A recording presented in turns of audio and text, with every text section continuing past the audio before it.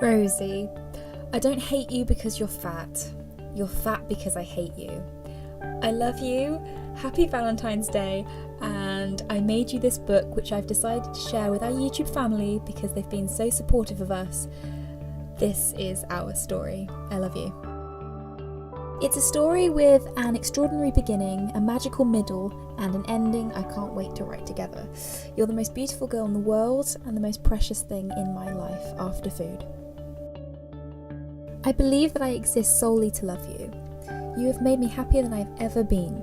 You have given me strength when I've needed it, love when I've craved it, and laughter during the hardest of times. I live for your smile. There's nothing I'd rather want than to wake up with you every day for the rest of our lives. The thought of you comforts and overwhelms me with love. Life is so exciting when you're in it, and I want to live each day to the full with you by my side. Never forget how important you are, not only to me, but to the world. You're so beautiful, talented, funny and smart. You have so much to offer so many. I'm just so thankful that you're mine. I will love you forever. You smell. Yay, our third date! We just had all that sex. October 20th, 2011, Heroes Bar, Worcester. Our first date was the most exciting night of my life. It felt like every minute prior to that one had led up to that moment. I spent 2.5 hours getting ready that night and left Ross on Y 2 hours earlier than I needed to, just so I could calm my nerves. I'd never driven to Worcester before and was so terrified I'd get lost and miss our date. What a loser. I was 45 minutes early and went to the toilet at the cinema 3 times before you arrived at 8:30 p.m. I remember you didn't stop smiling from the moment I saw you until the moment you reached me, flowers in hand. You literally took my breath away and stole my heart. Give it back. Different date, same self-adoration. I had never dated anyone who lived in their own flat before. Not even my friends had become financially independent from their parents, and seeing that you worked, studied, and paid your own bills Beyoncé style was something extremely new to me. I respected you and I fancied your complete independence. I loved the evenings we'd spend together at Bridge Street. I loved never knowing how long I was going to stay for, and I especially loved the onion rings we'd share. Sleeping next to you was the most incredible thing I'd ever experienced. Apart from dad ass. We soon began to talk to each other on Skype, and our conversations lasted for hours. Sometimes you'd call me just to have me close whilst you'd battle through your uni work. Sometimes you'd give me tarot readings, other times a fashion show, naked show, but most of all, you'd ask me to tell you stories until you fell asleep. This was my favourite thing. At Christmas I was burgled, but you looked beautiful, so I didn't mind. Play Nightclub, November 25th, 2011. I fell in love with you that night. I remember the following morning feeling so completely absorbed in you. I knew then that our relationship, whatever it was going to change my life. I was right.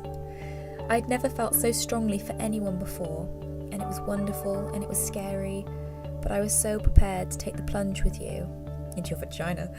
I couldn't ignore it. I didn't have a choice. The League & Arms Hotel, May 30th, 2013. For your 23rd birthday, we went to the League & Arms Hotel in Broadway. It was one of the best mini breaks I had ever been on. The hotel was perfect, the cocktails were delicious, and the food and spa were exquisite. It's by far my favourite place we've been together, and it's special in my heart for so many reasons. I'll never forget the incredible room service we weren't charged for, fat, or having the spa all to ourselves. I felt so in love when we had dinner together that night, but even more in love when my ice cream arrived. And where would we be without our gorgeous boys? We've been through so much together. In February 2013, Flynn hurt his leg, and thanks to the generosity of our YouTube family, ours remained intact. I love Flynn like he's my own. I love how we look after him together and how affectionate he's becoming. Dexter is fat. He's a fat fucking fuck. He's a fat fuck. He's fat. But I love him. As summer came, there was lots to think about. I was so proud watching you work at Sunshine Radio events, and I have some incredible memories from them. And Wimbledon? pool volleyball, barbecues, Costa fruit smoothies, and moving in together was all yet to come. And so are you, spoiler alert. We've both come so far since the early days of being together. We've worked hard, bettering ourselves and touching ourselves for our careers and our relationship, and despite our ups and downs, we've always seen them through. The memories that we've created together are the best I have, and I'm so glad I've had the chance to create them with someone I love so much. Our YouTube career has blown up in front of us, yay! And I'm so grateful our love is positively affecting people's lives all over the world.